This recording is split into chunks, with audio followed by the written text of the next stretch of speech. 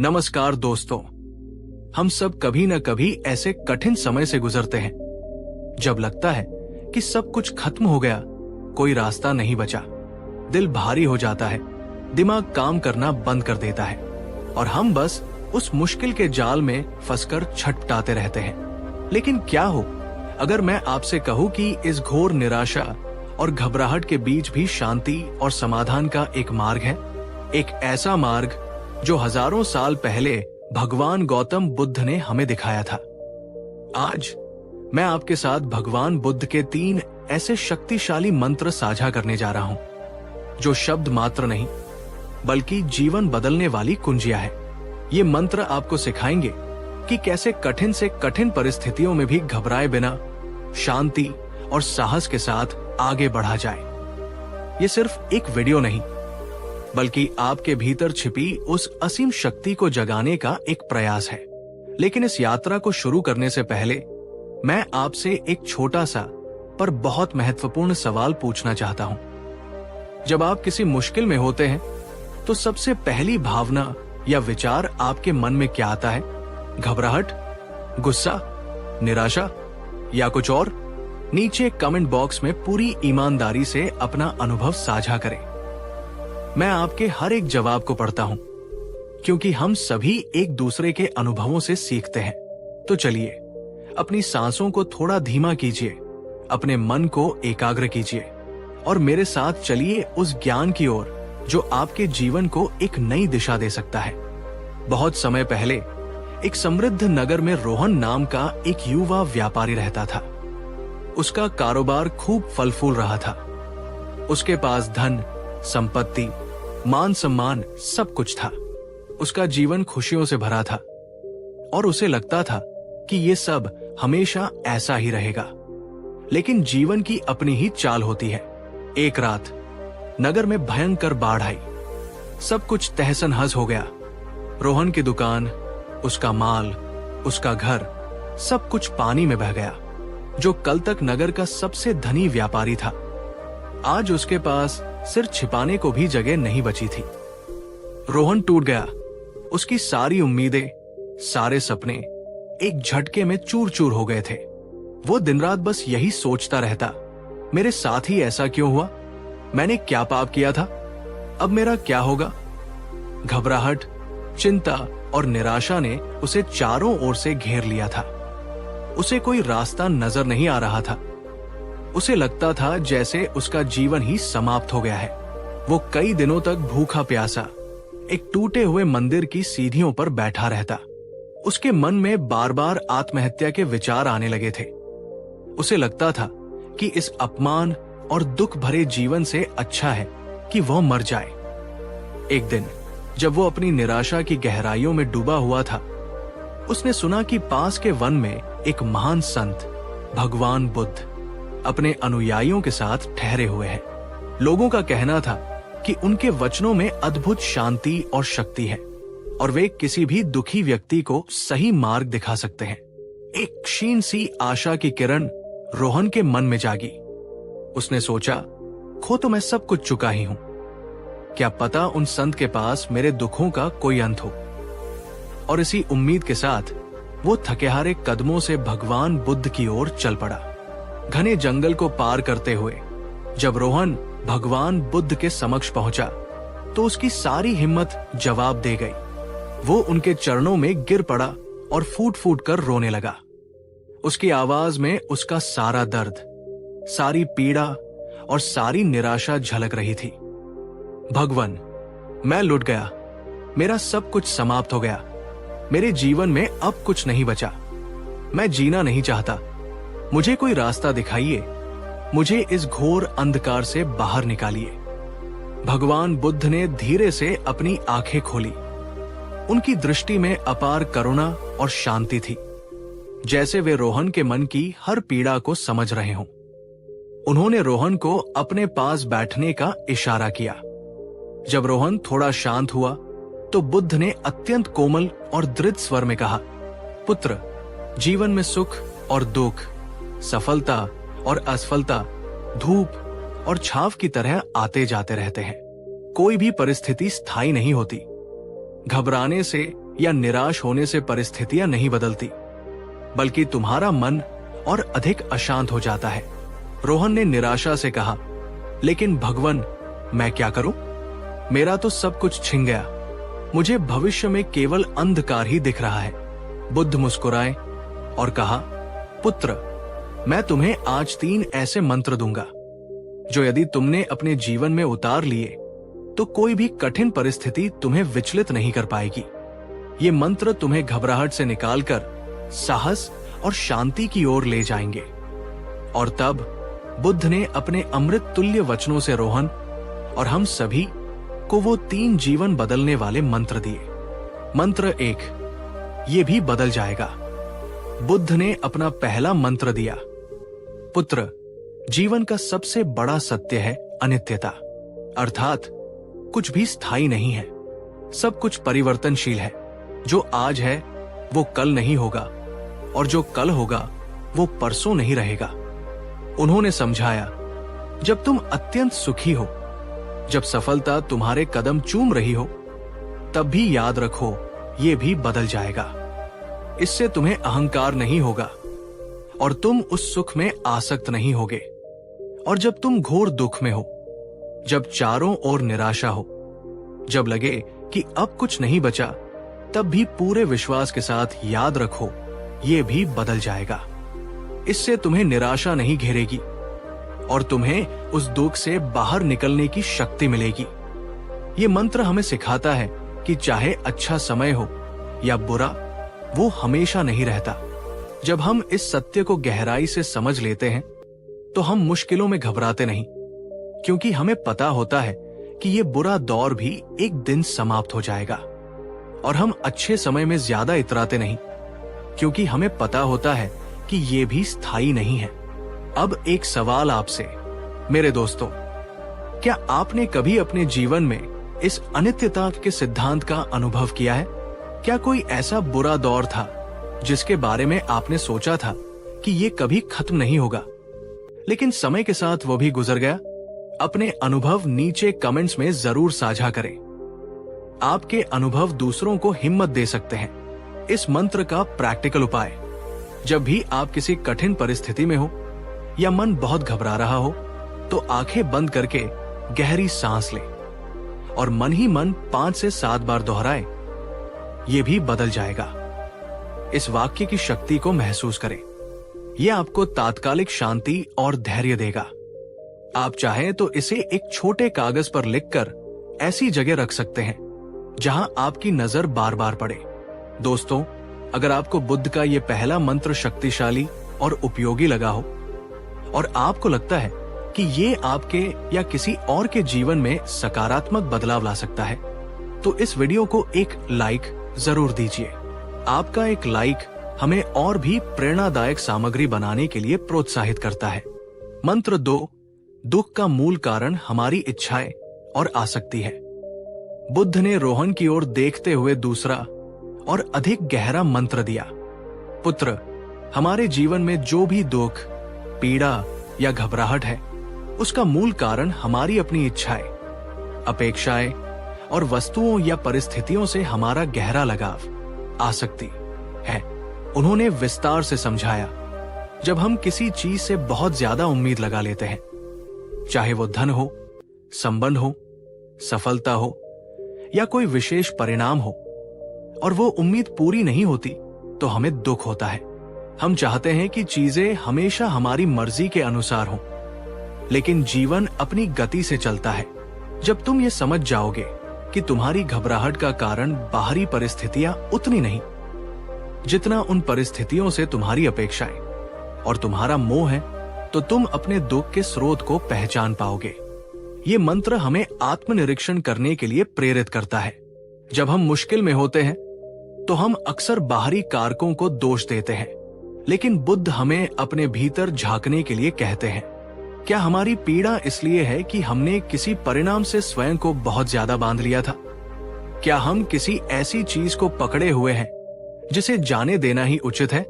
एक और सवाल आपके लिए, क्या आपके जीवन में कोई ऐसी चीज, व्यक्ति या स्थिति है जिससे आप बहुत ज्यादा जुड़े हुए, आसक्त महसूस करते हैं? और जिसके खोने का डर आपको अक्सर परेशान करता है या घबराहट देता है, बिना किसी झिझक के यदि आप सहज हो तो संक्षेप में कमेंट में बताएं। ये स्वीकार करना ही बदलाव की ओर पहला कदम है। इस मंत्र का प्रैक्टिकल उपाय: जब आप किसी कठिन समय में हो और घबराहट महसूस करें तो शांति से बैठें और विचार करें, इस स्थिति में मेरी सबसे बड़ी इच्छा या अपेक्षा क्या थी जो पूरी नहीं हुई? क्या मैं किसी ऐसी चीज से चिपका हुआ हूं जिसे मुझे अब जाने देना चाहिए? अगर मैं इस इच्छा या आसक्ति को थोड़ा ढीला छोड़ दूं तो क्या मेरी पीड़ा कम हो सकती है? ये अभ्यास आपको अपनी भावनाओं को बेहतर ढंग से समझने और उन्हें नियंत्रित करने में मदद करेगा। इसे स्वीकार्यता का अभ्यास भी कह सकते हैं, जो है जैसा है उसे स्वीकार करना। अगर आप बुद्ध के इस दूसरे मंत्र की गहराई को समझ पा रहे हैं और मानते हैं कि आसक्ति को कम करने से जीवन में शांति आ सकती है, तो कमेंट में लिखिए, मैं आसक्ति को समझकर शांति की ओर बढ़ूंगी। और हाँ, अगर आपके किसी मित्र या परिजन को इसकी जरूरत है तो उन तक ये वीडियो शेयर करके अवश्य पहुंचाएं। ज्ञान बांटने से बढ़ता है। मंत्र 3: वर्तमान क्षण में जीना ही सच्चा जीवन है। बुद्ध ने अपना तीसरा और अंतिम पर अत्यंत महत्वपूर्ण मंत्र दिया। पुत्र, हमारा मन या तो बीते हुए कल की स्मृतियों और पछतावों में उलझा रहता है या आने वाले कल की चिंताओं और कल्पनाओं में खोया रहता है। इन दोनों ही अवस्थाओं में वो वर्तमान क्षण से दूर हो जाता है और वर्तमान क्षण ही एकमात्र सत्य है जहां जीवन वास्तव में घटित होता है। उन्होंने समझाया, जब तुम अतीत के बारे में सोचकर दुखी होते हो तो तुम उस समय को बदल नहीं सकते जो बीत चुका है, और जब तुम भविष्य की चिंता करते हो तो तुम उस अनिश्चितता से घबराते हो जिस पर तुम्हारा पूर्ण नियंत्रण नहीं है। इन दोनों ही स्थितियों में तुम अपनी ऊर्जा व्यर्थ करते हो और घबराहट को बढ़ाते हो। कठिन समय में घबराहट इसलिए भी अधिक होती है क्योंकि हमारा मन या तो हाय ऐसा क्यों हुआ, अतीत में फंसा रहता है, या अब क्या होगा, भविष्य की चिंता में डूबा रहता है। समाधान है वर्तमान क्षण में लौटना। ये मंत्र हमें माइंडफुलनेस या सजगता का महत्व सिखाता है। अपने विचारों, अपनी भावनाओं और अपने आसपास के वातावरण के प्रति जागरूक होना, बिना उन्हें अच्छा या बुरा कहें। जब हम पूरी तरह से वर्तमान में होते हैं तो हमारा मन शांत होता है और हम परिस्थितियों का सामना अधिक स्पष्टता और साहस से कर पाते हैं। एक अंतिम सवाल आपसे जो बहुत महत्वपूर्ण है: आपका मन दिन भर में सबसे ज्यादा कहां भटकता है? बीते हुए कल की बातों में, या आने वाले कल की चिंताओं में, या आप वर्तमान क्षण में रहने का प्रयास करते हैं? कमेंट करके बताएं कि आपके लिए वर्तमान में रहना कितना आसान या मुश्किल होता है। इस मंत्र का प्रैक्टिकल उपाय: सांसों पर ध्यान दें। दिन में कई बार बस कुछ क्षणों के लिए रुकें और अपनी आती जाती सांसों पर ध्यान दें। महसूस करें कि हवा कैसे आपके नथुनों से अंदर जा रही है और बाहर आ रही है। यह आपको तुरंत वर्तमान में ले आएगा। सजग होकर कार्य करें। आप जो भी काम कर रहे हो, चाहे खाना खा रहे हो, चल रहे हो या किसी से बात कर रहे हो, उसे पूरे ध्यान से करें। अपनी सभी इंद्रियों का उपयोग करें। तकनीक: जब घबराहट महसूस हो तो रुकें और अपने आसपास देखें। 5 चीजें जिन्हें आप देख सकते हैं, 4 चीजें जिन्हें आप छू सकते हैं, 3 चीजें जिन्हें आप सुन सकते हैं, 2 चीजें जिन्हें आप सूंघ सकते हैं, 1 चीज जिसे आप चख सकते हैं, या एक गहरी सकारात्मक सांस लें। ये अभ्यास आपको तुरंत आपके परिवेश और वर्तमान क्षण से जोड़ता है। दोस्तों, क्या आप आज से ही वर्तमान क्षण में जीने का, सजग रहने का ये सुंदर अभ्यास अपने जीवन में शामिल करने का संकल्प लेते हैं? अगर हाँ, तो इस वीडियो को उन सभी लोगों के साथ शेयर करें जिन्हें आप जानते हैं कि वे अक्सर तनाव और चिंता में रहते हैं। शायद बुद्ध का ये मंत्र उनके जीवन में भी शांति ला सके। और कमेंट में लिखें, मैं वर्तमान में जीऊंगी। रोहन ने भगवान बुद्ध के इन 3 मंत्रों को बहुत ध्यान से सुना। जैसे जैसे वो इन वचनों की गहराई को समझता गया, उसके मन का अंधकार छंटने लगा। उसे महसूस हुआ कि उसकी घबराहट और निराशा का कारण बाहरी परिस्थितियां उतनी नहीं थी जितना उसका उन परिस्थितियों के प्रति उसका अपना दृष्टिकोण था। उसने पहले मंत्र को याद किया, ये भी बदल जाएगा। उसे समझ आया कि उसका बुरा वक्त भी स्थायी नहीं है। ये विचार ही उसे बहुत बड़ी हिम्मत दे गया। फिर उसने दूसरे मंत्र पर मनन किया, दुख का मूल कारण आसक्ति है। उसने महसूस किया कि वो अपने पिछले वैभव, अपनी संपत्ति और अपनी पहचान से बुरी तरह चिपका हुआ था। जब उसने मानसिक रूप से उस आसक्ति को ढीला छोड़ा तो उसका मन हल्का हो गया और अंत में उसने तीसरे मंत्र को अपने जीवन में उतारा, वर्तमान क्षण में जीना। उसने अतीत पर पछताना और भविष्य की चिंता करना छोड़कर इस बात पर ध्यान केंद्रित किया कि वो अभी क्या कर सकता है। रोहन वन से लौटा। उसके पास कुछ नहीं था, लेकिन उसके पास बुद्ध के दिए हुए 3 अनमोल मंत्र थे। उसने छोटे मोटे काम करने शुरू किए। कभी लकड़ियां काटी, कभी किसी के खेत में मजदूरी की। मुश्किलें अब भी थी, लेकिन अब उसके मन में घबराहट नहीं, बल्कि एक अजीब सी शांति और आत्मविश्वास था। वो जो भी काम करता पूरे ध्यान और ईमानदारी से करता। धीरे धीरे अपने परिश्रम और सकारात्मक दृष्टिकोण से रोहन ने फिर से अपना जीवन संवारा। वो पहले जितना धनी तो नहीं बना, लेकिन उसने जो कमाया वो था सच्चा संतोष, मन की शांति और जीवन की गहरी समझ, जो किसी भी धन दौलत से कहीं ज्यादा मूल्यवान थी। तो मेरे प्यारे मित्रों, ये थी रोहन की कहानी और भगवान बुद्ध के वो 3 शक्तिशाली मंत्र, जो न केवल रोहन के बल्कि किसी के भी जीवन को कठिन समय में सहारा दे सकते हैं और उसे बदल सकते हैं। ये भी बदल जाएगा, याद रखें। कोई भी स्थिति स्थायी नहीं है।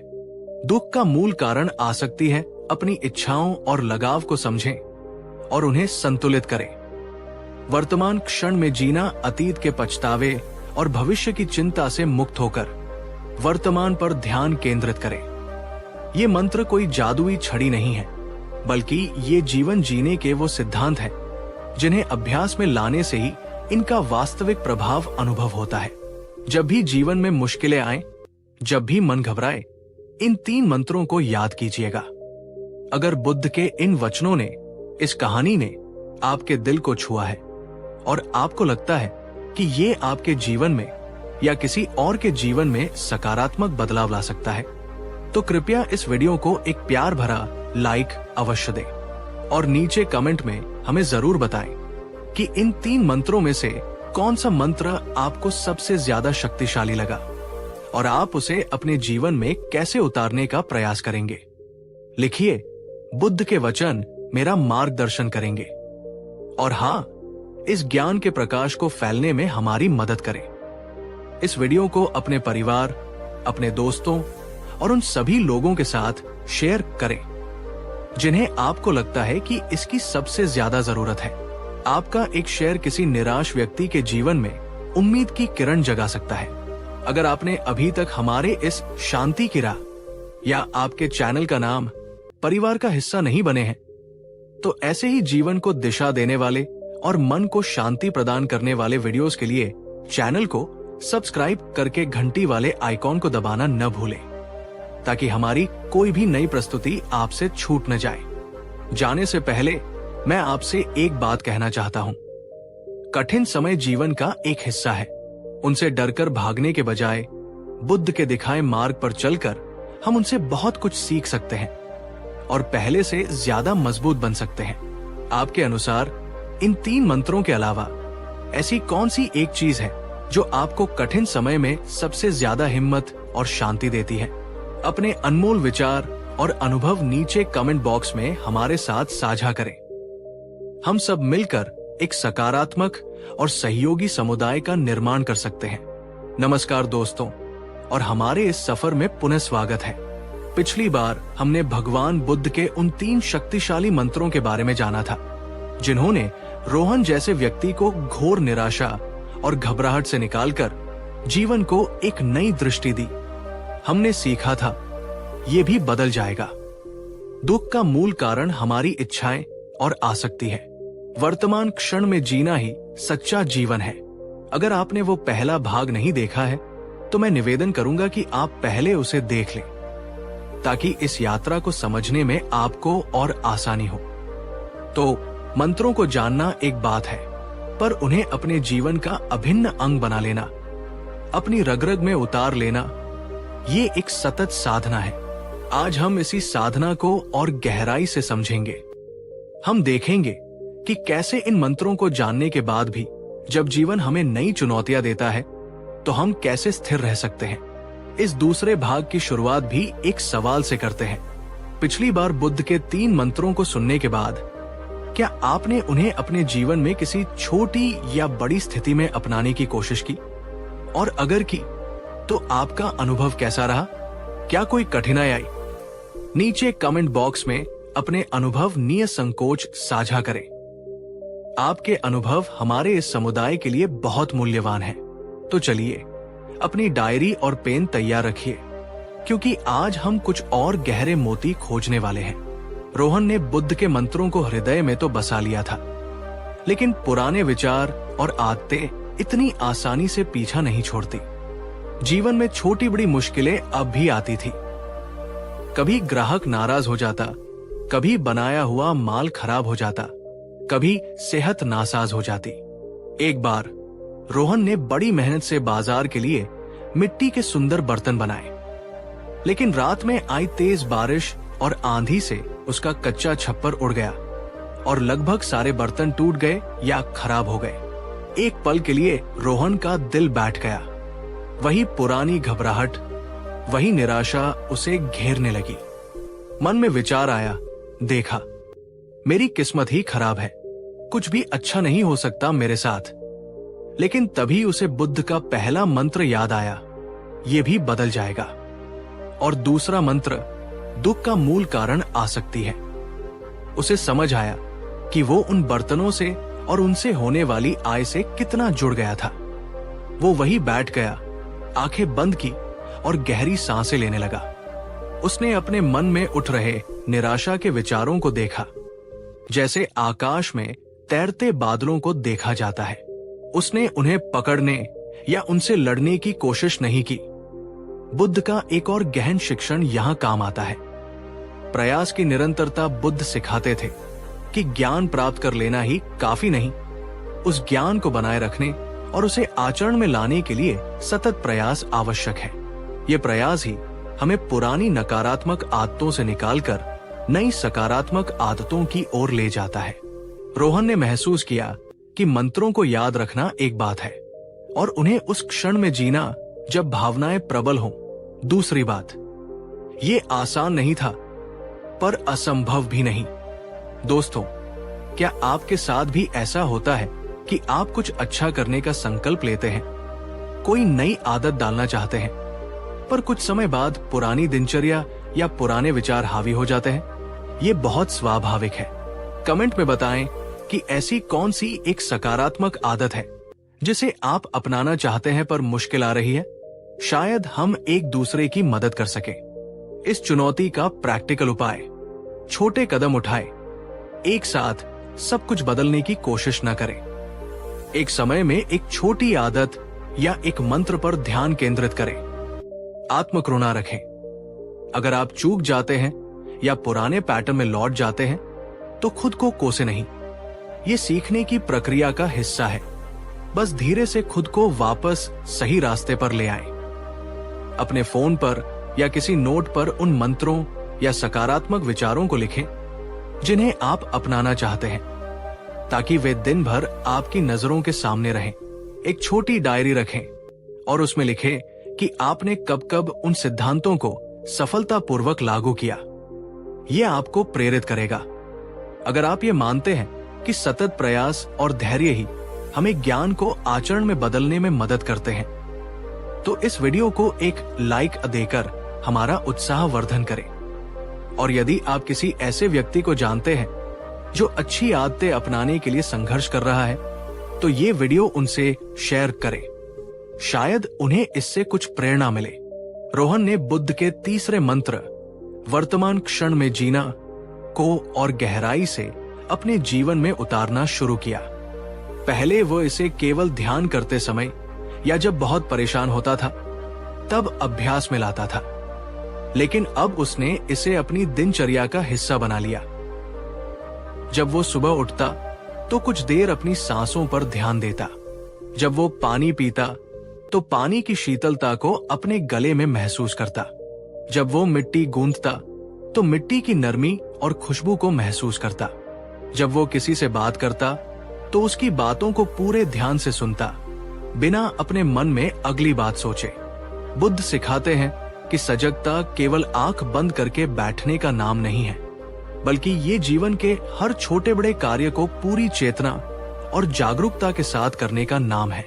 जब हम सजग होते हैं तो हम अपने विचारों और भावनाओं के प्रति अधिक जागरूक होते हैं और हम उन पर प्रतिक्रिया करने के बजाय उन्हें समझने का अवसर पाते हैं। एक दिन एक धनी सेठ रोहन के पास बर्तन खरीदने आया। सेठ का स्वभाव थोड़ा अक्खड़ था। उसने रोहन के बर्तनों में कई नुक्स निकाले, दाम कम करने की कोशिश की और यहाँ तक कि रोहन की कारीगरी पर भी सवाल उठाए। पुराने रोहन को शायद गुस्सा आ जाता या वो घबरा जाता, लेकिन इस बार रोहन शांत रहा। वो सजग होकर सेठ की हर बात सुनता रहा। उसने महसूस किया कि उसके भीतर क्रोध और अपमान की भावनाएं उठ रही है, लेकिन उसने उन भावनाओं पर तुरंत प्रतिक्रिया नहीं दी। उसने गहरी सांस ली और बुद्ध के पहले मंत्र को याद किया, ये भी बदल जाएगा। सेठ का ये व्यवहार भी अस्थायी है। और दूसरे मंत्र को, दुख का कारण आसक्ति, शायद सेठ अपनी प्रतिष्ठा या पैसे से बहुत आसक्त है, या मैं अपनी तारीफ से। फिर उसने बहुत ही शांत और दृढ़ स्वर में सेठ को अपने काम की गुणवत्ता और कीमत के बारे में समझाया। सेठ रोहन की इस शांति और आत्मविश्वास से प्रभावित हुआ। उसने न केवल बर्तन खरीदे बल्कि रोहन की प्रशंसा भी की। ये सजगता का ही कमाल था कि रोहन ने एक कठिन स्थिति को बिना घबराए और बिना क्रोधित हुए संभाल लिया। एक अभ्यास आपके लिए दोस्तों, आज आप जो भी एक काम करें, चाहे वो चाय पीना हो, चलना हो या किसी से बात करना हो, उसे पूरी सजगता के साथ करने का प्रयास करें। अपनी सभी इंद्रियों को उस काम में लगा दें और फिर शाम को अनुभव करें कि कैसा महसूस हुआ। कमेंट में बताएं कि आप आज कौन सा एक काम पूरी सजगता से करने का प्रयास करेंगे। जीवन में लाने के प्रैक्टिकल उपाय, अपने भोजन के रंग, रूप, गंध और स्वाद पर पूरा ध्यान दें। धीरे धीरे चबाएं। चलते समय अपने पैरों के दबाव को जमीन पर महसूस करें। अपने शरीर की गति को महसूस करें। आसपास की आवाजों और दृश्यों के प्रति सजग रहें। जब कोई आपसे बात करे तो अपने फोन या अन्य विकर्षणों को दूर रखकर पूरी तरह से उनकी बातों को सुने, बिना बीच में टोके या अपने जवाब की तैयारी किए। 1 मिनट का सजगता ब्रेक, दिन में 2 से 3 बार बस 1 मिनट के लिए रुकें। अपनी आंखें बंद करें या खुली रखें और अपनी सांसों पर ध्यान केंद्रित करें। यह आपको रीसेट करने में मदद करेगा। क्या आप मानते हैं कि सजगता हमारे जीवन की गुणवत्ता को बेहतर बना सकती है और हमें कठिन परिस्थितियों में शांत रहने में मदद कर सकती है? अगर हाँ, तो कमेंट में लिखिए, मैं सजगता को अपनाऊंगी। और इस महत्वपूर्ण ज्ञान को अपने प्रियजनों के साथ शेयर करना न भूलें, ताकि वे भी इसका लाभ उठा सके। जैसे जैसे रोहन बुद्ध के सिखाए मंत्रों को अपने जीवन में उतारता गया, उसने महसूस किया कि उसके भीतर न केवल अपने प्रति बल्कि दूसरों के प्रति भी एक कोमलता और प्रेम का भाव जागृत हो रहा है। उसे समझ आने लगा कि हर कोई अपने अपने संघर्षों से जूझ रहा है। हर किसी के अपने दुख और अपनी सीमाएं हैं। बुद्ध के शिक्षण का एक महत्वपूर्ण अंग है मेत्ता भावना, अर्थात मैत्री या करुणा की भावना। ये केवल दूसरों के प्रति दया दिखाना नहीं है, बल्कि ये एक सक्रिय इच्छा है कि सभी जीव सुखी हों, सभी दुख से मुक्त हों। और ये भावना सबसे पहले स्वयं से शुरू होती है। रोहन ने सीखा कि कि जब वो स्वयं से प्रेम करता है, अपनी गलतियों के लिए स्वयं को क्षमा करता है, तभी वो दूसरों के प्रति सच्ची करुणा दिखा सकता है। पहले जब उससे कोई गलती होती थी तो वो खुद को बहुत कोसता था, लेकिन अब वो समझ गया था कि ये भी अनित्यता का हिस्सा है और हर अनुभव एक सीख है। कठिन समय में, विशेषकर जब मुश्किलें दूसरों की वजह से आई हो, तो मन में क्रोध, द्वेष या बदला लेने की भावना आना स्वाभाविक है। लेकिन मेत्ता भावना हमें सिखाती है कि कैसे इन नकारात्मक भावनाओं को प्रेम और करुणा में बदला जाए। रोहन के गांव में एक व्यक्ति था जो अक्सर रोहन से ईर्ष्या करता था और उसके बारे में बुरा भला कहता था। पहले रोहन को उस पर बहुत क्रोध आता था, लेकिन बुद्ध के वचनों और मेत्ता भावना के अभ्यास से रोहन ने उस व्यक्ति के प्रति भी करुणा महसूस करना शुरू किया।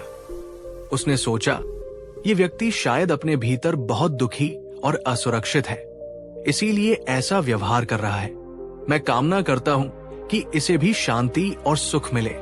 आश्चर्यजनक रूप से जब रोहन के मन में उस व्यक्ति के प्रति घृणा की जगह करुणा ने ले ली, तो उसे स्वयं बहुत शांति मिली और धीरे धीरे उस व्यक्ति के व्यवहार में भी नरमी आने लगी।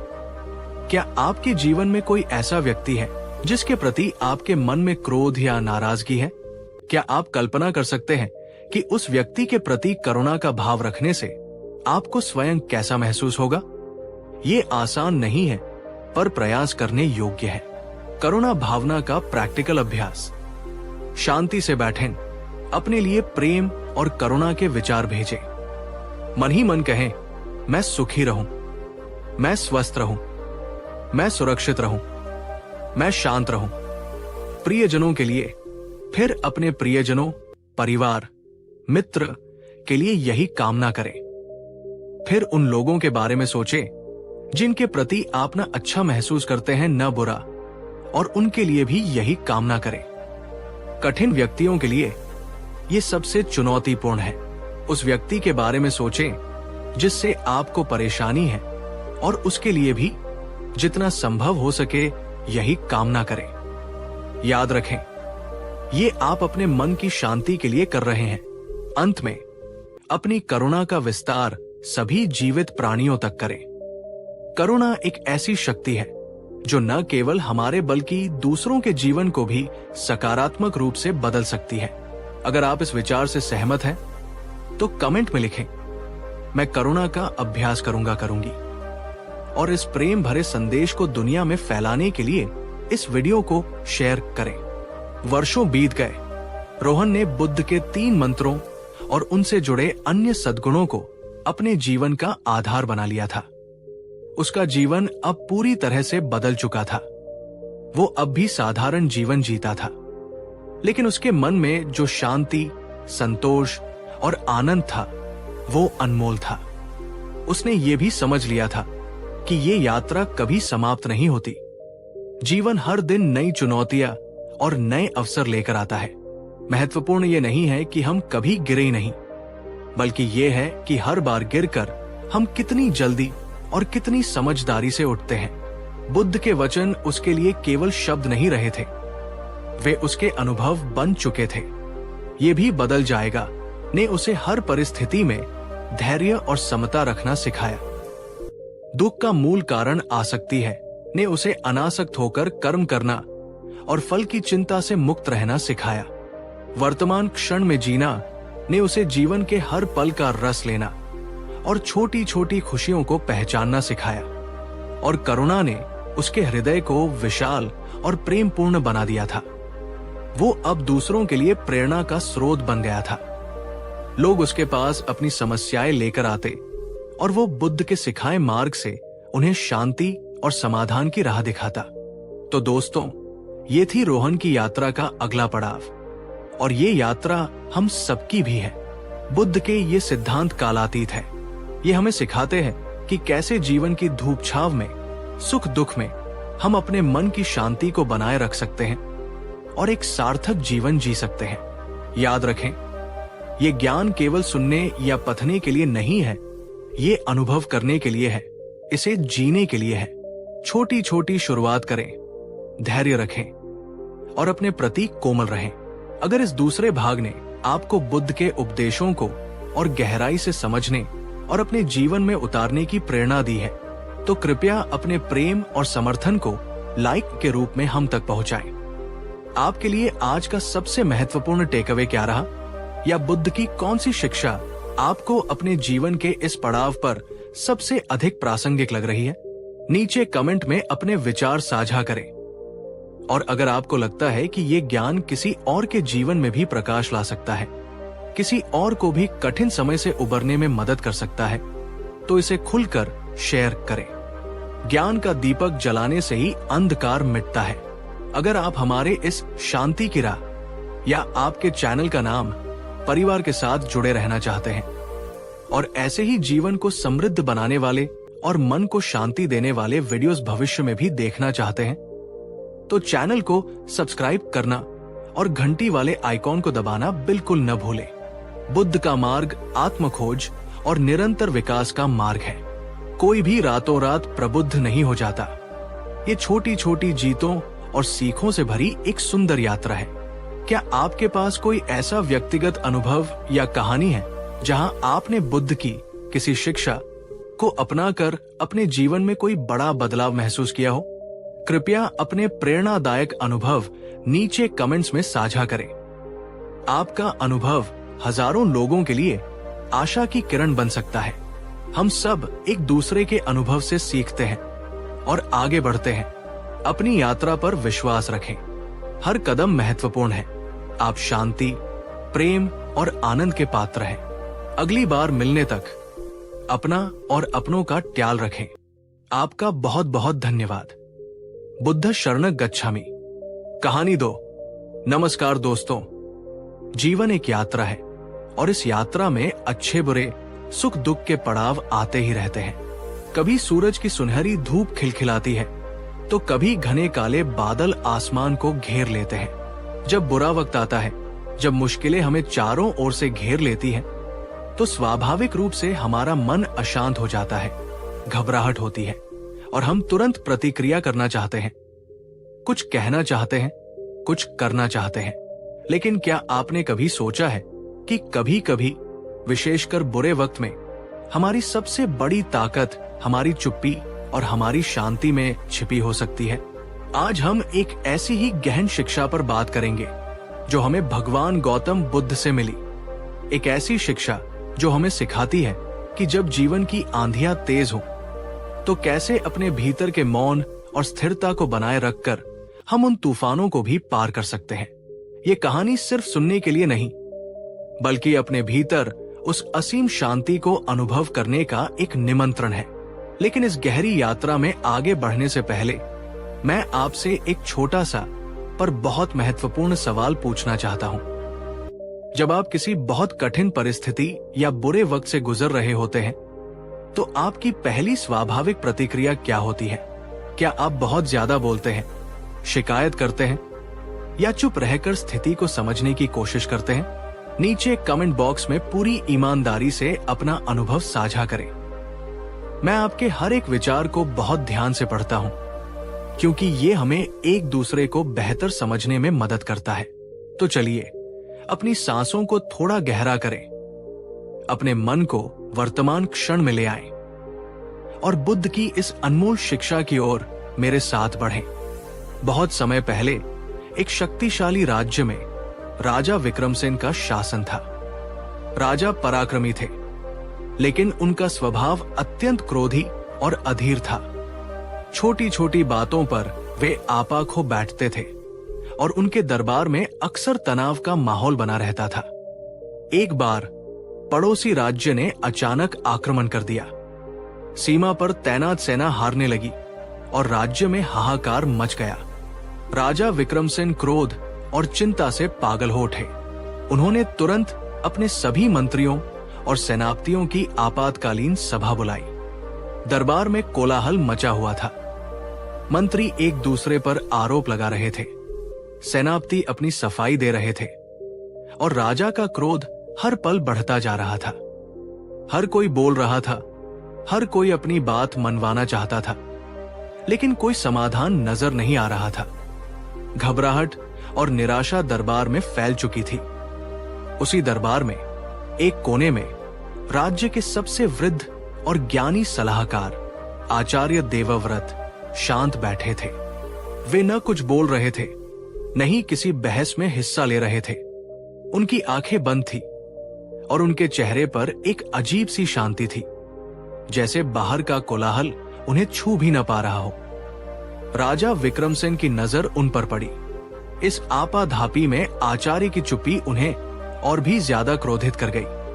आचार्य देवव्रत, क्या आपको राज्य की चिंता नहीं? यहाँ सब विनाश के कगार पर है और आप ऐसे मौन बैठे हैं जैसे कुछ हुआ ही न हो। क्या आपके पास कहने को कुछ नहीं है? राजा गरजे। सारा दरबार आचार्य की ओर देखने लगा। सब उम्मीद कर रहे थे कि अब आचार्य भी कुछ तीखी प्रतिक्रिया देंगे या कोई जटिल योजना प्रस्तुत करेंगे। आचार्य देवव्रत ने धीरे से अपनी आंखें खोली। उनकी दृष्टि में न भय था, न क्रोध, केवल अपार शांति और करुणा।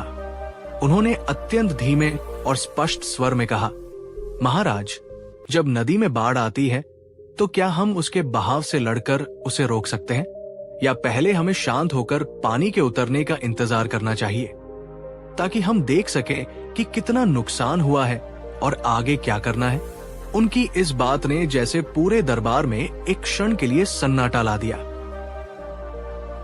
आचार्य ने आगे कहा, यह समय बोलने का, आरोप प्रत्यारोप का या अधीरता दिखाने का नहीं है महाराज। ये समय है अपने भीतर शांत रहने का, स्थिति को बिना किसी पूर्वाग्रह के देखने का और फिर ठंडे दिमाग से समाधान खोजने का। कभी कभी सबसे बड़ी शक्ति मौन में और सबसे बड़ा समाधान शांति में छिपा होता है। राजा विक्रमसेन आचार्य की बातों से स्तब्ध थे। उन्हें अचानक महसूस हुआ कि इस कोलाहल और क्रोध में वे अपनी सोचने समझने की शक्ति खोते जा रहे थे। आचार्य देवव्रत की ये बुद्धिमत्ता वास्तव में भगवान बुद्ध की गहन शिक्षाओं से प्रेरित थी। बुद्ध ने अपने जीवन काल में बार बार मौन और आंतरिक शांति के महत्व पर जोर दिया। विशेषकर कठिन और चुनौतीपूर्ण परिस्थितियों में बुद्ध ने कभी ये नहीं कहा कि हमें समस्याओं का सामना नहीं करना चाहिए या कर्म नहीं करना चाहिए, लेकिन उन्होंने ये सिखाया कि किसी भी कर्म को करने से पहले या किसी भी प्रतिक्रिया को देने से पहले अपने मन को शांत करना और स्थिति को यथार्थ रूप में देखना अत्यंत आवश्यक है। भिक्षुओं, जब बाहरी परिस्थितियां प्रतिकूल हों, जब आलोचना के शब्द बाणों की तरह चुभे, जब हानि और दुख तुम्हें घेर ले, तो विचलित मत हो। अपने मन को वश में रखो। क्रोधित या उत्तेजित होकर प्रतिक्रिया मत दो। मौन रहो, शांत रहो, क्योंकि जब तुम मौन और शांत रहते हो तो तुम अपने भीतर की शक्ति से जुड़ते हो। तुम स्पष्ट रूप से देख पाते हो कि वास्तव में क्या हो रहा है। तुम्हारी बुद्धि सही निर्णय ले पाती है और सबसे बड़ी बात, तुम उस नकारात्मकता को अपने भीतर प्रवेश करने से रोक पाते हो जो तुम्हें और कमजोर कर देगी। बुद्ध ने सिखाया कि हमारी अधिकांश प्रतिक्रियाएं हमारी आदतों और संस्कारों का परिणाम होती है। बुरा वक्त आने पर तुरंत घबरा जाना, चीखना चिल्लाना या दूसरों को दोष देना, ये सब सीखी हुई प्रतिक्रियाएं हैं, लेकिन अभ्यास के द्वारा हम एक नई प्रतिक्रिया सीख सकते हैं, सजग मौन की प्रतिक्रिया। अब एक सवाल आपसे, मेरे प्यारे दोस्तों, क्या आपने कभी अनुभव किया है कि किसी मुश्किल स्थिति में तुरंत प्रतिक्रिया देने के बजाय कुछ देर चुप रहने और शांत होने से आपको बेहतर समाधान मिला हो या स्थिति और बिगड़ने से बच गई हो? अपने ऐसे अनुभव नीचे कमेंट्स में साझा करें। यह जानना बहुत दिलचस्प होगा कि मौन ने आपकी कैसे मदद की। बुद्ध क्यों कहते थे कि बुरा वक्त आए तो चुप रहो, शांत रहो? इसके कुछ गहरे कारण हैं। जब हम बुरे वक्त में बहुत ज्यादा बोलते हैं, शिकायत करते हैं या बहस करते हैं, तो हम अपनी बहुमूल्य मानसिक और भावनात्मक ऊर्जा को व्यर्थ गवा देते हैं। ये ऊर्जा हमें समाधान खोजने या स्थिति का सामना करने के लिए चाहिए होती है। चुप्पी हमारी ऊर्जा को संरक्षित करती है। जब मन भावनाओं के तूफान, क्रोध, भय, दुख से भरा होता है, तो हम स्पष्ट रूप से सोच नहीं पाते। शांति और मौन हमारे मन के पानी को स्थिर करते हैं, जिससे हम स्थिति को अधिक स्पष्टता से देख पाते हैं और सही निर्णय ले पाते हैं। जब हम उत्तेजित होकर प्रतिक्रिया देते हैं तो हम अक्सर ऐसी बातें कह या कर जाते हैं जिनका हमें बाद में पछतावा होता है।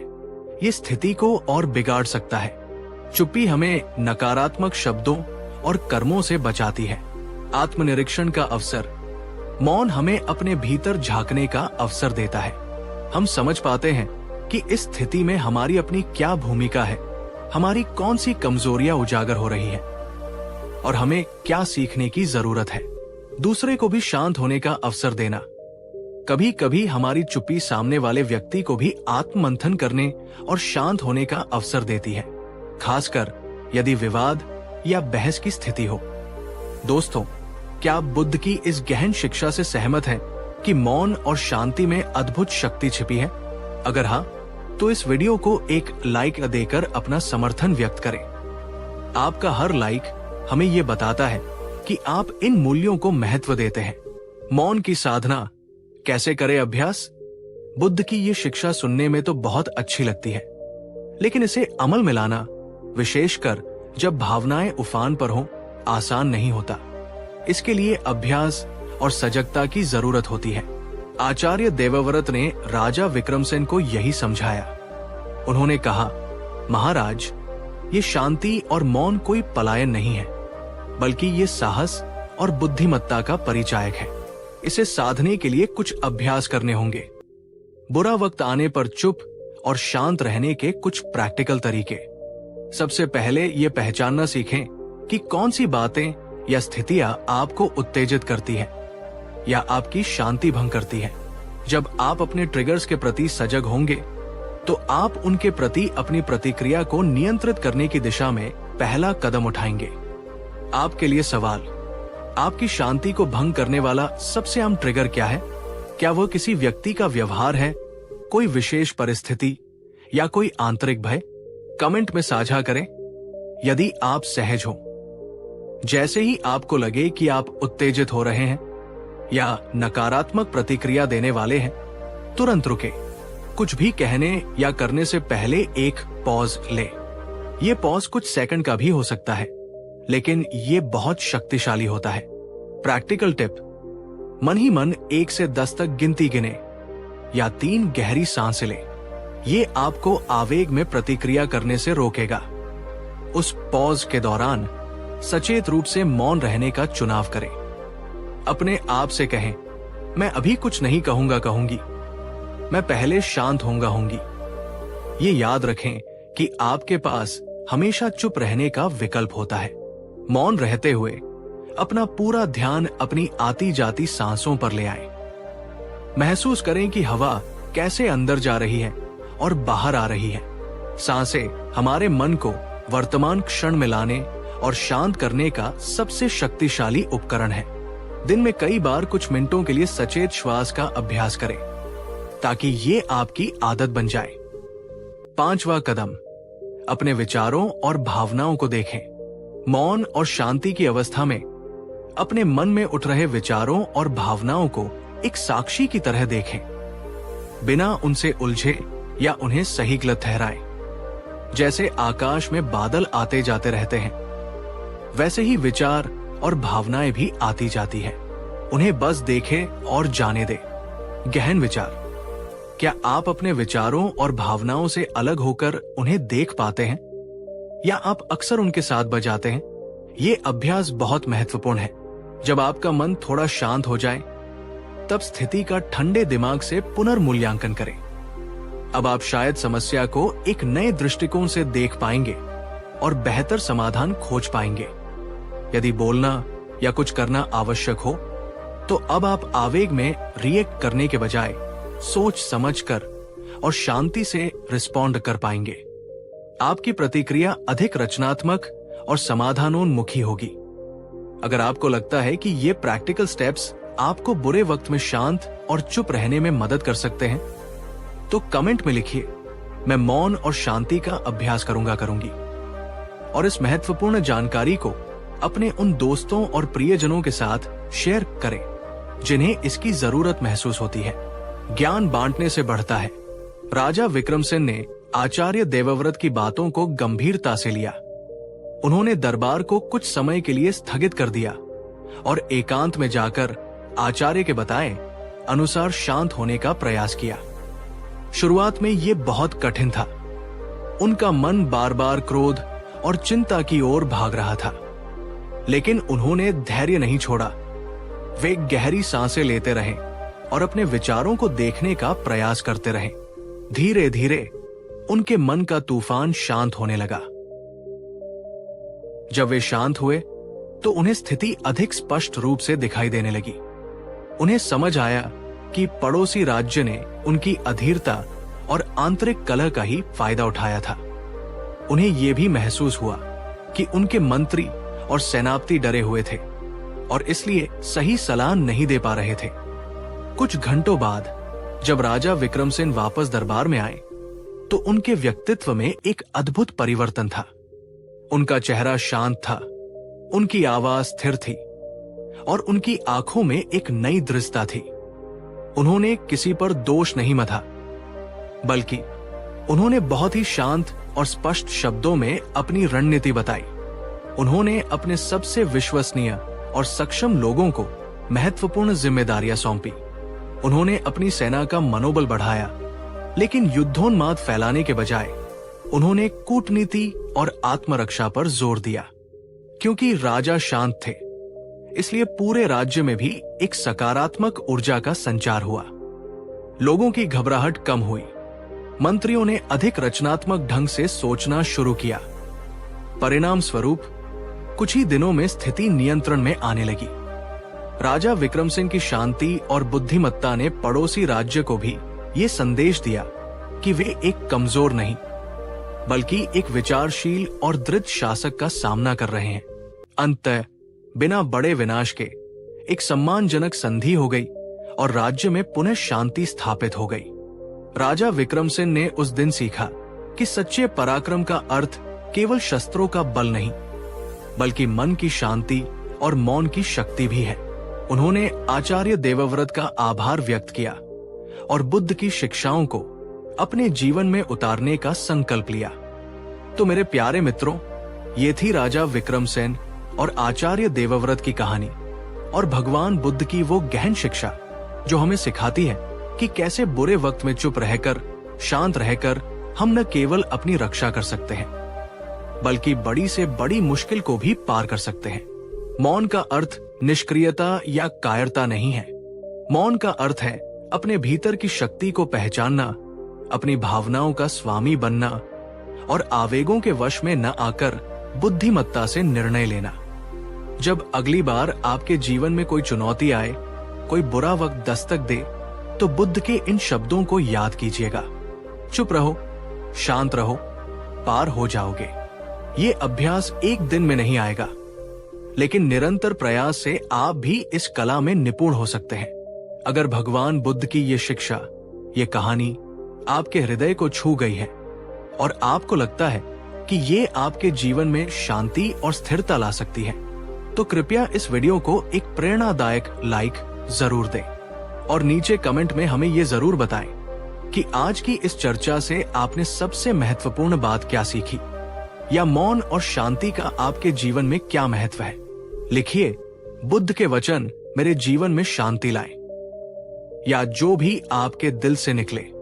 और हाँ, इस अमृतवाणी को, इस शांति के संदेश को अपने सभी प्रियजनों, मित्रों और परिवारजनों के साथ शेयर करें।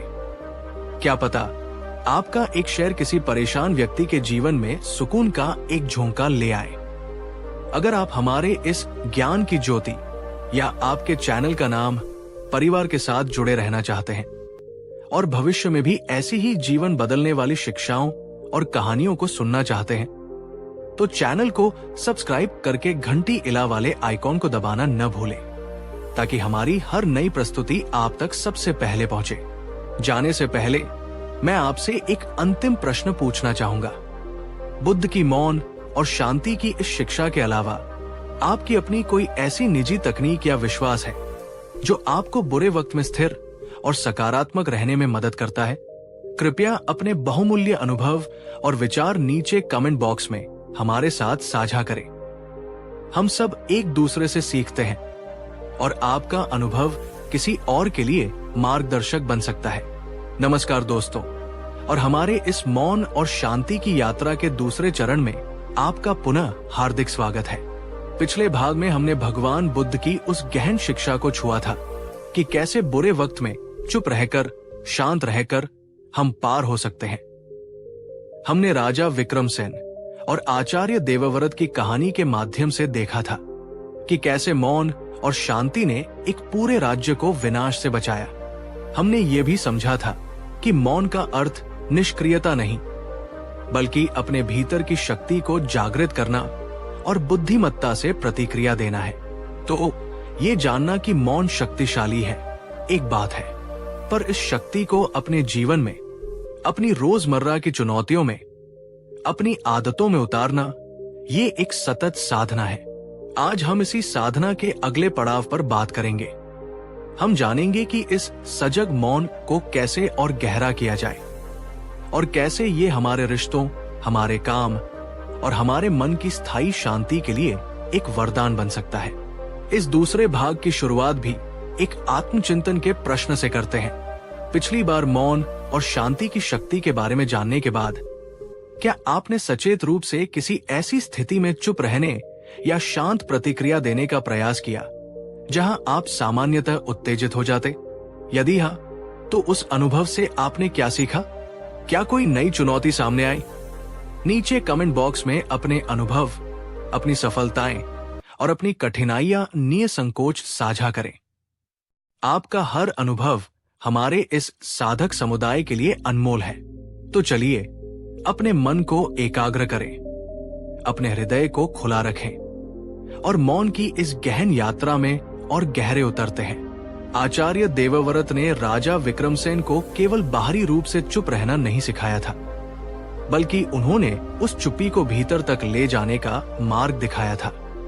क्योंकि कई बार ऐसा होता है कि हम बाहर से तो चुप हो जाते हैं, होंठ बंद कर लेते हैं, लेकिन हमारे मन के भीतर विचारों का एक प्रचंड तूफान चलता रहता है।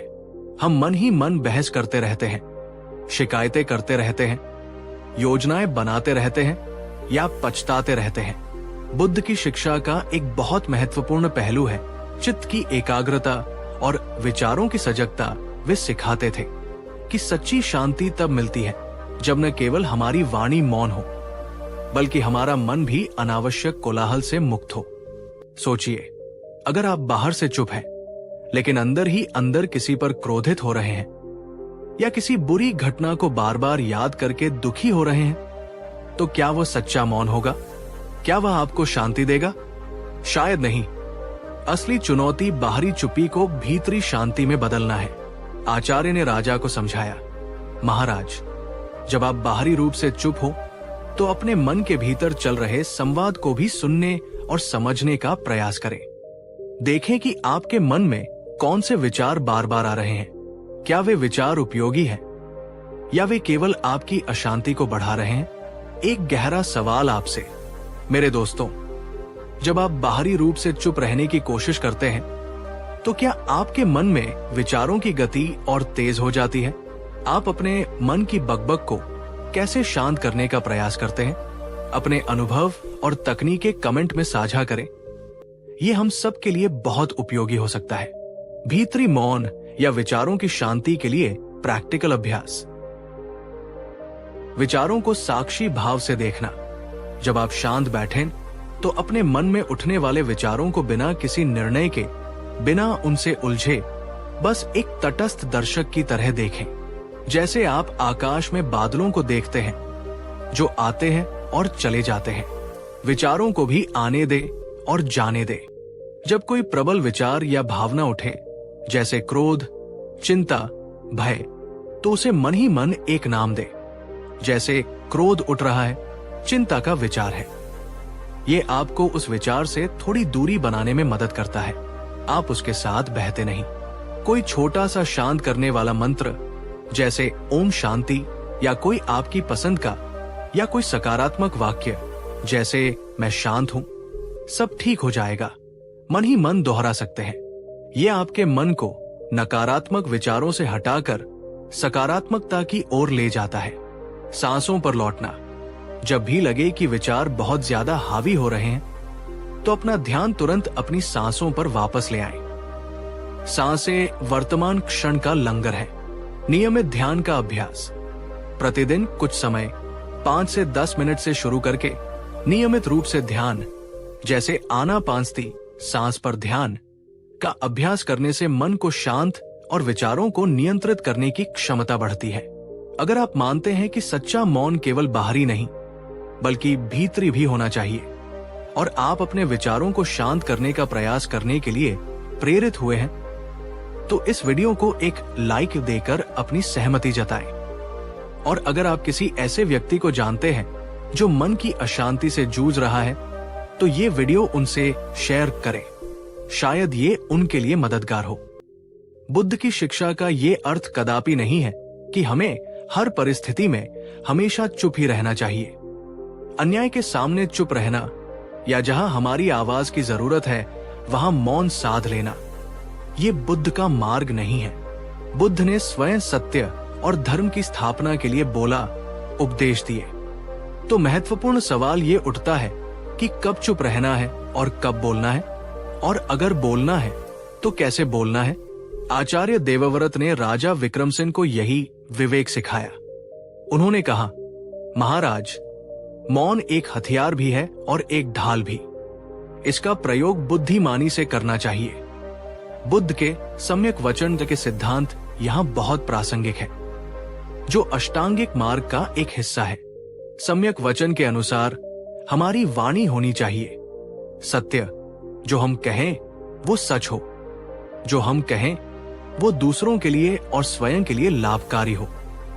जो हम कहें वो कठोर या कड़वा न हो, बल्कि मधुर और प्रेमपूर्ण हो, जहां तक संभव हो। उचित समय पर कहा गया सही बात भी गलत समय पर कही जाए तो उसका प्रभाव उल्टा हो सकता है। तो बुरे वक्त में या किसी चुनौतीपूर्ण स्थिति में पहले चुप रहें, शांत हो, स्थिति को समझें, जैसा हमने पहले भाग में चर्चा की। फिर विचार करें, क्या मेरा बोलना आवश्यक है? क्या मेरे बोलने से स्थिति बेहतर होगी या और बिगड़ेगी? क्या मैं जो कहने जा रहा हूं वो सत्य, हितकारी और प्रिय है? क्या ये बोलने का सही समय है? मेरी मंशा क्या है? मदद करना, समाधान निकालना या सिर्फ अपनी भड़ास निकालना, खुद को सही साबित करना? अगर इन सवालों के जवाब सकारात्मक है और आपको लगता है कि आपका बोलना आवश्यक और हितकारी है, तो अवश्य बोले, लेकिन बोले शांति से, स्पष्टता से और सम्मान के साथ। आपके लिए एक स्थिति आधारित सवाल। कल्पना कीजिए कि आपके कार्यस्थल पर या परिवार में कोई आपके साथ अन्याय कर रहा है या गलत आरोप लगा रहा है। बुद्ध की शिक्षाओं के अनुसार आपकी पहली प्रतिक्रिया क्या होगी? मौन, शांति, और यदि बोलना जरूरी हो तो आप सम्यक वचन का पालन कैसे करेंगे? कमेंट में अपने विचार साझा करें। ये एक बहुत ही व्यावहारिक चुनौती है। सही समय पर सही तरीके से बोलने के लिए प्रैक्टिकल टिप्स। तुम हमेशा ऐसा करते हो कि बजाय कहें, जब ऐसा होता है तो मुझे ऐसा महसूस होता है। तथ्यों पर टिके रहें, भावनाओं पर नहीं। जब बहस हो, अपनी बात को तथ्यों और तर्कों के साथ रखें, न कि केवल भावनात्मक आरोपों के साथ। सुनने के लिए तैयार रहें। संवाद दो तरफा होता है। दूसरे व्यक्ति की बात भी पूरे ध्यान से सुने, भले ही आप उससे सहमत न हो। समाधान उन्मुख रहें। समस्या पर ही अटके रहने के बजाय मिलकर समाधान खोजने का प्रयास करें। यदि स्थिति बहुत गर्म हो तो ब्रेक ले। अगर बातचीत बहस में बदल रही है और कोई शांत नहीं हो पा रहा, तो कहें, मुझे लगता है कि हमें इस पर बाद में बात करनी चाहिए जब हम दोनों थोड़े शांत हो। बुद्ध का मार्ग संतुलन का मार्ग है। कब मौन रहना है और कब सम्यक वचन बोलना है, ये विवेक विकसित करना ही साधना है। अगर आप इस संतुलन के महत्व को समझते हैं तो कमेंट में लिखिए, मैं सम्यक मौन और सम्यक वचन का अभ्यास करूंगी। और इस महत्वपूर्ण विवेक को अपने मित्रों के साथ शेयर करें। हमारे रिश्तों में मौन की भूमिका बहुत जटिल हो सकती है। कभी कभी चुप्पी दूरियां बढ़ा देती है, गलत फहमियां पैदा करती है, लेकिन कभी कभी एक समझदारी भरी प्रेमपूर्ण चुप्पी रिश्तों को गहरा कर सकती है, घावों को भरने का समय दे सकती है और बिना शब्दों के भी बहुत कुछ कह सकती है। बुद्ध की शिक्षा हमें सिखाती है कि रिश्तों में भी आवेगपूर्ण प्रतिक्रियाओं से बचना चाहिए। जब किसी प्रियजन से कोई मतभेद हो, कोई ठेस पहुंचे, तो तुरंत कड़वे शब्द बोलने या आरोप लगाने के बजाय कुछ देर मौन रहकर अपनी भावनाओं को समझना और शांत होना बेहतर होता है। ये मौन सजा देने वाला नहीं, बल्कि समझने और जुड़ने का अवसर देने वाला होना चाहिए।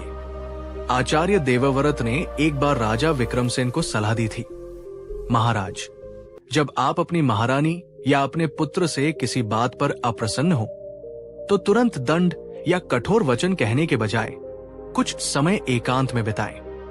अपने हृदय को टटोलें, प्रेम को क्रोध पर हावी न होने दें। फिर जब आप शांत हो, तब प्रेम और समझ के साथ बात करें। जब आपका साथी या प्रियजन अपनी कोई परेशानी बता रहा हो, तो उसे ध्यान से सुने। उसके बाद कुछ पल मौन रहकर उसकी भावनाओं को महसूस करने का प्रयास करें, बजाय इसके कि तुरंत सलाह देने लगे या अपनी बात कहने लगे। ये मौन दिखाता है कि आप सच में समझ रहे हैं। क्या आप अपने प्रियजनों के साथ बिना कुछ बोले भी सहज महसूस कर सकते हैं? ये गहरी आत्मीयता का संकेत है। ऐसी चुप्पी को विकसित करें। किसी बहस या झगड़े के बाद जब भावनाएं उफान पर हो, तो कुछ देर के लिए अलग होकर शांत होना, एक दूसरे को स्पेस देना बेहतर होता है, बजाय इसके कि उसी समय समाधान खोजने की जिद करें। ये मौन सोचने और शांत होने का समय देता है, लेकिन ये स्पष्ट करें कि ये चुप्पी अस्थायी है और आप बाद में बात करेंगे। क्षमा का मौन। कभी कभी जब कोई अपनी गलती मान ले, तो बहुत ज्यादा बोलने या उपदेश देने के बजाय एक शांत स्वीकृति और क्षमा का मौन अधिक प्रभावशाली होता है। आपके लिए एक आत्मचिंतन का प्रश्न, आपके रिश्तों में चुप्पी की भूमिका कैसी रही है? क्या आपने कभी ऐसी चुप्पी का अनुभव किया है जिसने आपके रिश्ते को मजबूत किया हो, या ऐसी चुप्पी का जो हानिकारक रही हो? अपने अनुभव साझा करें ताकि हम सब सीख सके। रिश्ते अनमोल होते हैं और बुद्धिमानी भरा मौन उन्हें और भी गहरा और प्रेमपूर्ण बना सकता है।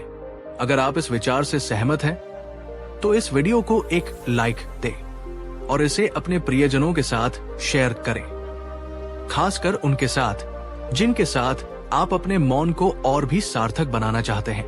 अंततः बुद्ध के मार्ग पर मौन की साधना केवल बुरे वक्त को पार करने या रिश्तों को सुधारने का एक उपकरण मात्र नहीं है, बल्कि ये आत्मज्ञान और परम शांति, निर्वाण की ओर ले जाने वाला एक महत्वपूर्ण सोपान है। जब हम बाहरी और भीतरी मौन में गहरे उतरते हैं, तो हम अपने सच्चे स्वरूप के करीब आते हैं, जो नित्य, शांत और आनंदमय है। विचारों का कोलाहल, इच्छाओं की दौड़ और अहंकार का शोर जब शांत होता है, तभी हम उस परम सत्य की एक झलक पा सकते हैं। बुद्ध ने अपने जीवन का एक बड़ा हिस्सा मौन ध्यान में बिताया और इसी गहरे मौन में उन्हें बोधि, ज्ञान प्राप्त हुई थी।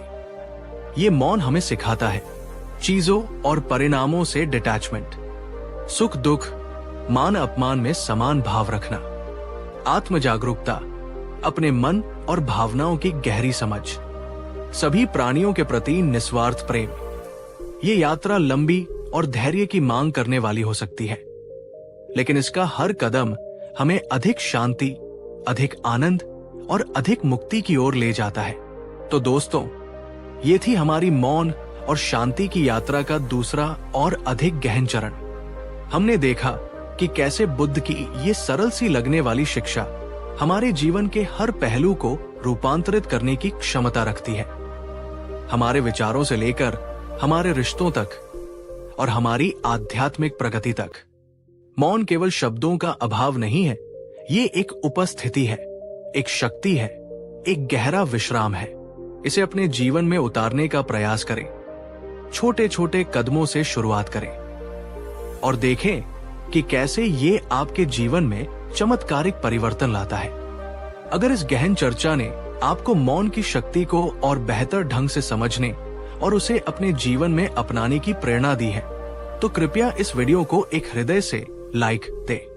आज की चर्चा से आपको सबसे महत्वपूर्ण सीख क्या मिली, या आप मौन के किस पहलू का अभ्यास अपने जीवन में सबसे पहले करना चाहेंगे? नीचे कमेंट में अपने विचार अवश्य साझा करें। और यदि आपको लगता है कि ये ज्ञान किसी और के जीवन में भी शांति और स्पष्टता ला सकता है, तो इसे बिना किसी संकोच के शेयर करें। हम सब मिलकर इस दुनिया को थोड़ा और शांत और प्रेमपूर्ण बना सकते हैं। अगर आप हमारे इस अंतर्मन की यात्रा परिवार के साथ निरंतर जुड़े रहना चाहते हैं और भविष्य में भी ऐसी ही गहरी और जीवन बदलने वाली शिक्षाओं को प्राप्त करना चाहते हैं, तो चैनल को सब्सक्राइब करके घंटी वाले आइकॉन को दबाना न भूलें, ताकि हमारी कोई भी नई प्रस्तुति आपसे छूट न जाए। बुद्ध का मार्ग अभ्यास का मार्ग है। ज्ञान को अनुभव में बदलना ही सच्ची साधना है। मौन की ये साधना हमें अपने भीतर छिपे उस असीम शांति के सागर से जोड़ती है जो हम सब में विद्यमान है। क्या आपके पास मौन या ध्यान से जुड़ा कोई ऐसा अनुभव है जिसने आपको गहरी शांति या आत्मज्ञान का अनुभव कराया हो? कृपया अपने प्रेरणादायक अनुभव नीचे कमेंट्स में साझा करें। आपकी कहानी किसी